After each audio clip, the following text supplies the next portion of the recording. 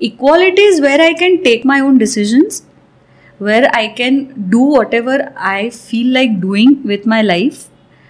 आणि तिथे असं होतं ना, बऱ्याच वेळेला मी हे असं ऐकते की त्यांनी मला अलाव केलं करायला. तर आफ्टर मॅरेज तर मला त्यांनी अलाव केलं. Why should anybody allow, why should anybody give you permission to do something? That is not what is gender equality.